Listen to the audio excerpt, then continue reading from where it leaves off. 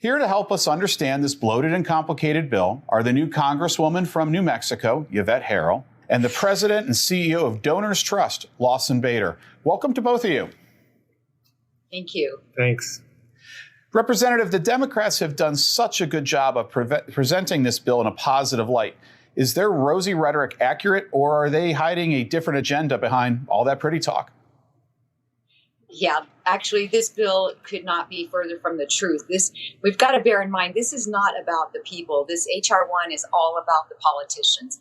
And the reforms, so-called reforms they're talking about, are devastating. I mean, our voters want fair and transparent election processes. This bill does not do it. It absolutely compromises who can vote in our elections. But worst of all, what I'm sure they're not telling people is this bill actually takes hard-earned taxpayer money and gives it to the power-hungry politicians for political campaign ads. Wow.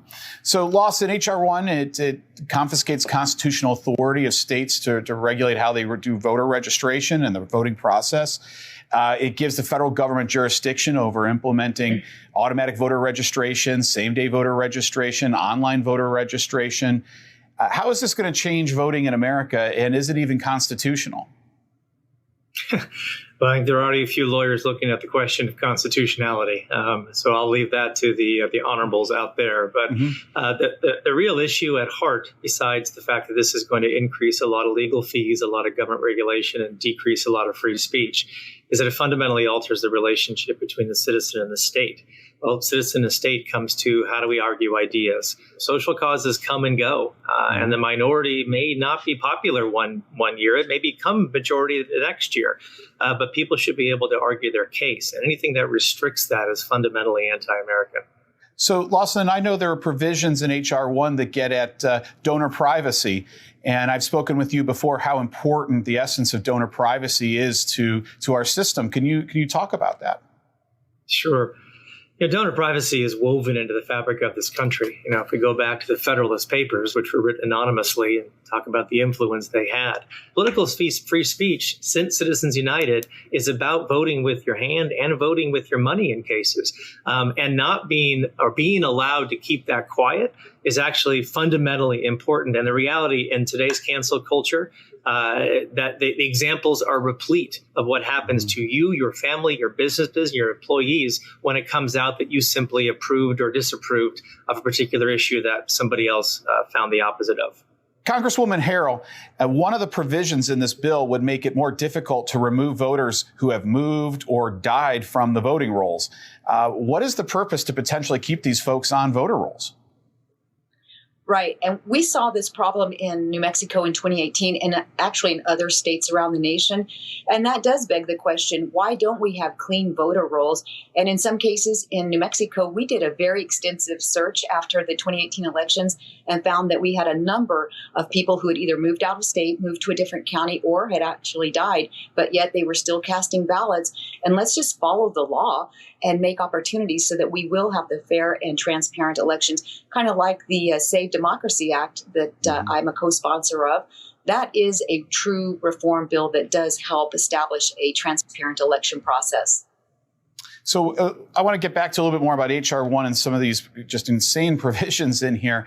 A lot of this gets back to campaign finance. Congresswoman, I know there's some elements that would provide immense public funding of campaigns. Why is it a bad idea to bring federal tax dollars into the political system like this? Well, I think it's a backdoor way of getting more money into the coffers of politicians that are really power hungry. And why should we be doing that?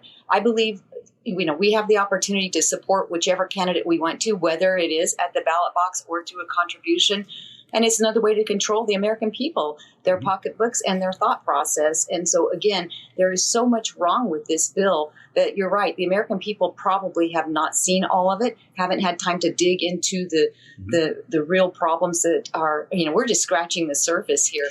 But that's, to me, it's a misrepresentation of what government should be. And to use taxpayer dollars for campaign ad funding is absolutely wrong. All right, there is so much more material to unload in this bill. Hopefully you two can stick around and we'll get right back to this after the break.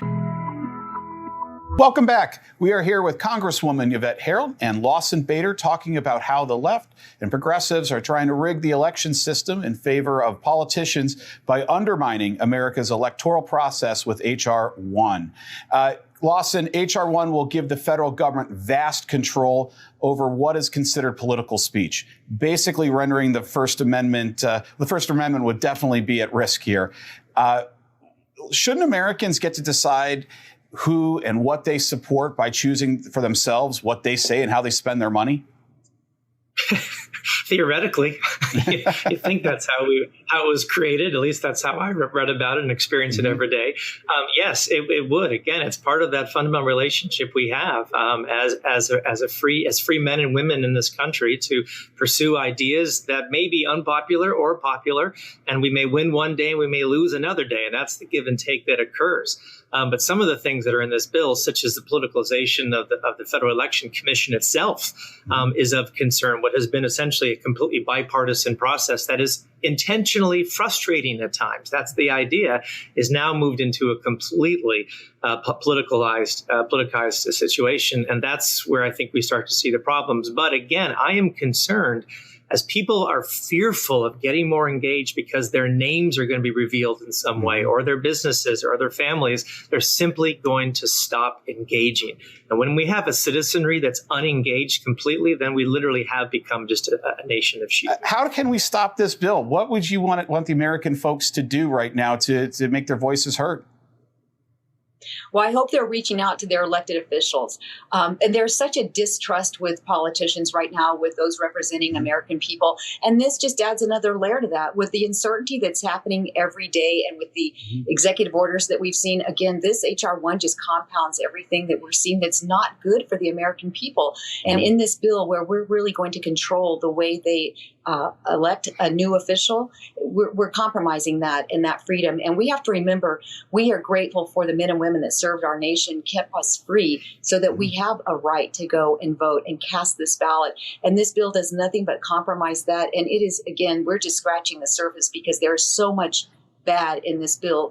We're losing more faith from our voters because there is going to be no motivation to get out and vote if they feel that their vote is not going to be matter, or if the elections are going to be tarnished in some way. So this is very, very serious. And I hope that the voters will take some time and learn about the vote or the bill, but also reach out and get their voices heard so that we can fight against this in Congress. Well, look, I appreciate both of you for joining. H.R. 1 is not getting the airtime I believe it deserves. This is such an amazing challenge to our basic Republican system of government. And I appreciate you both for joining and starting to raise some of these concerns. So when we come back, we will tackle another of the progressive power.